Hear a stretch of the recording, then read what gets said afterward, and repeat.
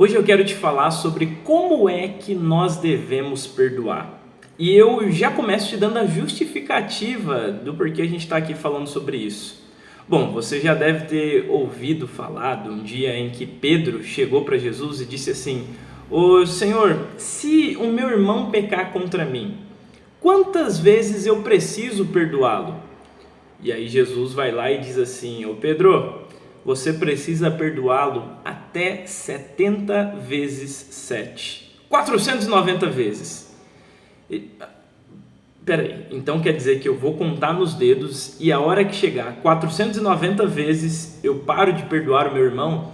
Não foi isso que Jesus quis dizer. O que Jesus quis dizer é que nós deveríamos perdoar quantas vezes fossem necessárias. E acontece que, pelo fato de a gente ter que perdoar muito e estarmos constantemente perdoando as pessoas, talvez o nosso perdão seja banalizado. Talvez a gente pense que está perdoando alguém, mas não está perdoando coisa nenhuma. Na verdade, a gente está entregando para a pessoa algo que a gente pensa que é perdão, mas não é.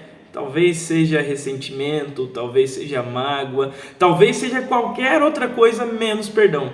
Por isso eu quero falar hoje com você sobre como é que nós devemos perdoar. Primeiro ponto, não basta você dizer "eu sinto muito". No fundo, essa frase esconde a falta de perdão, a falta de sinceridade nesse pedido de desculpas.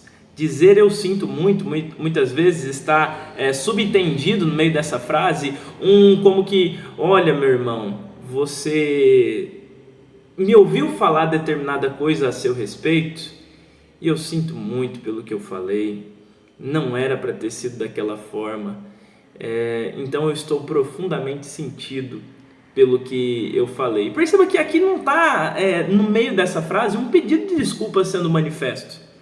Você está apenas expressando a sua tristeza, o seu remorso por aquilo que você fez. Dizer "eu sinto muito" não é pedir perdão, não é pedir desculpa.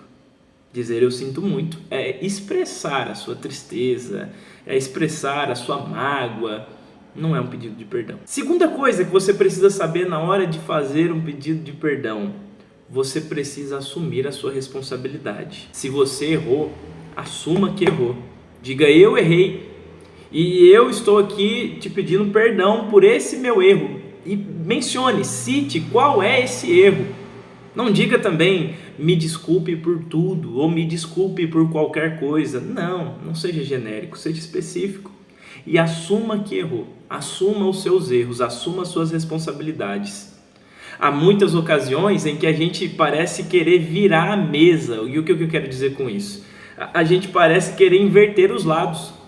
A gente está ali pedindo desculpa por algo que a gente fez, só que a gente vai lá e diz assim: "mas também, né, você foi falar daquele jeito comigo, por isso eu fiz o que fiz. Mas também, né, você pisou na minha ferida, você pisou no meu calo, aí eu não pude ficar quieto". Não, é hora de você assumir sua responsabilidade.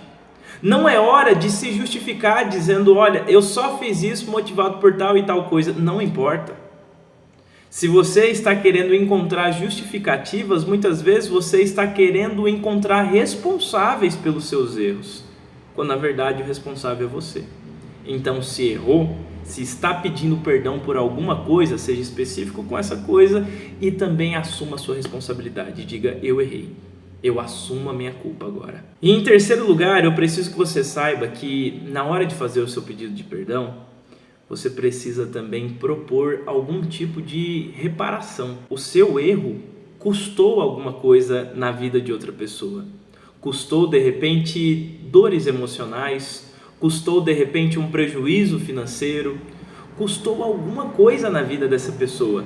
E simplesmente pedir perdão e virar as costas e deixar essa pessoa com a bomba não é um caminho viável, não é um caminho aceitável. Então é hora de propor uma restauração. E mesmo que esteja aquém, além das suas forças, porque de repente a retratação que você vai propor é algo que você não pode fazer.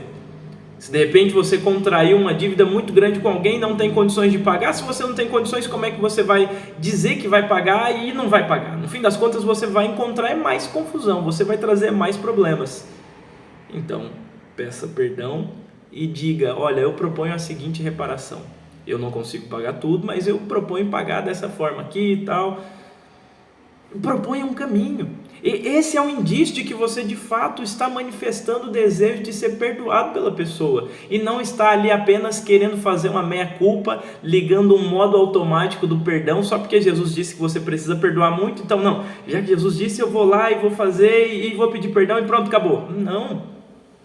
Isso, um perdão ligado no modo automático não é um perdão. É preciso que você esteja de coração ali. E quem está profundamente arrependido do que fez, fatalmente irá propor algum tipo de reparação. Você se lembra da história do publicano Zaqueu? Era um cobrador de impostos.